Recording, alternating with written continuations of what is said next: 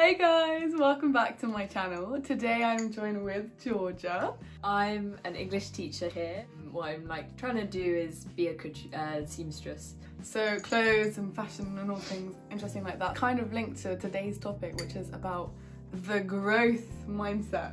The best way to approach this is probably talk about the growth mindset in comparison to its alternative, which is the fixed mindset. Carol Dweck, she found that there were two mindsets. The fixed mindset, where you believe that who you are, your skills, your competencies are fixed. And then there's the growth mindset, where you believe that you can learn anything if you practice and keep going. I think everybody believes that if you practice something you'll get better. Yeah, but it's so much more psychological than that, isn't it? Exactly. And whether you react well to failure, whether you see not being good at something as a challenge rather than just not being good at it. Right now you're a seamstress, you have skill and expertise in making clothes. If I was someone with a fixed mindset, I wouldn't even give myself the opportunity to go into that. Where someone with a growth mindset might be like, I know I have no skills now, but I can throw myself into it and little by little I'll get better. Kind of seeing that as an exciting opportunity rather than adversity that you have to face. Do you think you have a growth mindset? Yeah, I think I do. I mean, I just think that life is all about growing. It's all about the learning experience and the kind of process. The most important part of that is the way I respond to it. And if you see a challenge as something that's scary and that's going to bring you down with it, then I think that's part of a fixed mindset. Rather than accepting it and allowing yourself to respond to it in the most productive and an efficient way. And I think that is growth. Wherever it may take you, you'll be able to look back after and be like, wow, at least I can say I've got through that.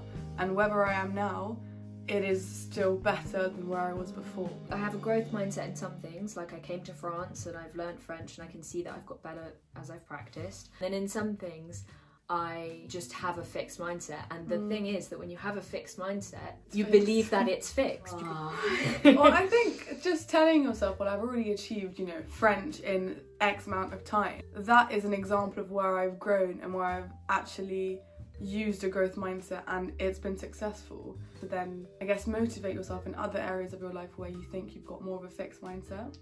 For me with French, I have kind of tricked myself into maintaining the fixed mindset by being I'm still not fluent and I've moved the goalposts. You won't ever get to a level where you are perfect. Yeah, that's really what does perfect mean? Well, that's what I'm right? saying. What does it mean when you succeed?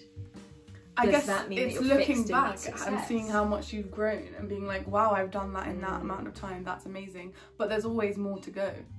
Yeah. And just constantly, as you said, moving the goalposts. The more experience you get in picking up new skills and picking up new hobbies, that will fuel you to do more of the same thing because it's such a nice feeling. You're getting better at something and other people recognise it. I mean, you said it today, you were people have said I'm getting better at French. That must make you... Yeah, I can admit that I'll make progress, but it's almost with the other parts of myself, I admit that I'm getting better. It's big-headed. Obviously you don't want to be shouting from the rooftops, I'm the best seamstress in Montpellier! But you need to have that kind of self-worth. You are your own shit. Exactly. But I can say that to you and then I just don't do it myself. I think I have this underlying belief that I am just the way I am is fundamentally fixed mindset. That is the underlying truth that I have I've sewn it to my soul. And if it changes, I don't know who I am anymore. For you, it's you've got your vision of who you are, and you kind of take things and you add them to your blog.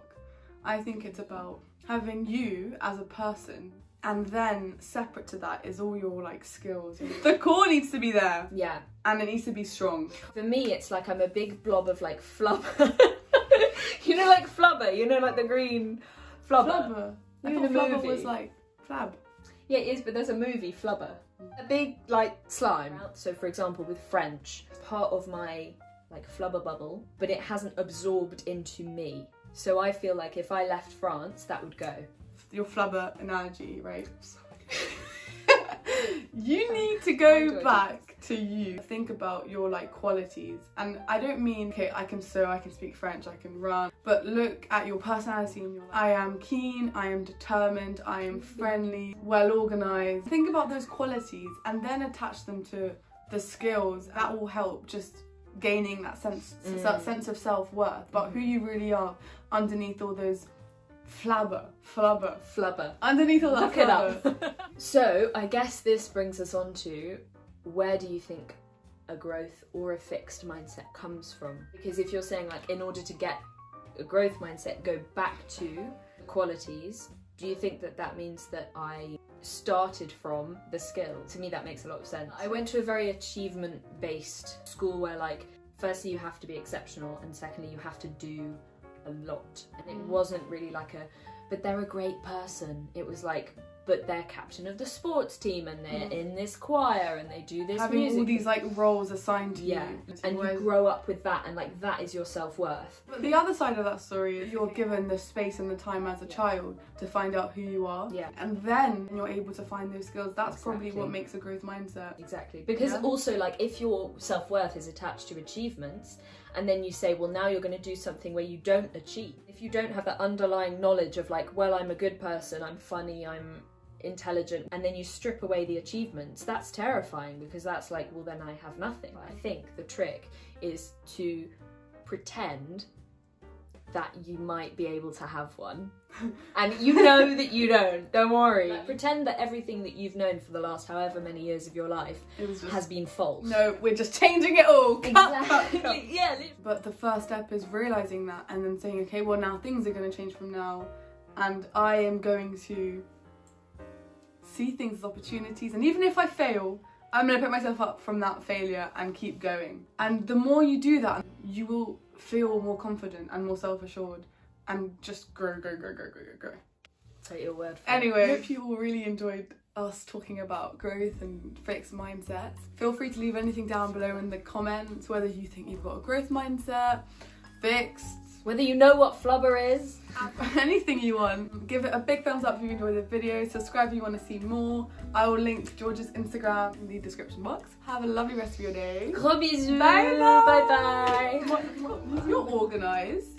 I'm not organised. Okay, yes. I'm very good at acting organised. You have a diary, that's what I have a diary. I have a diary so I can write my birthday in it. That's it. Anniversary!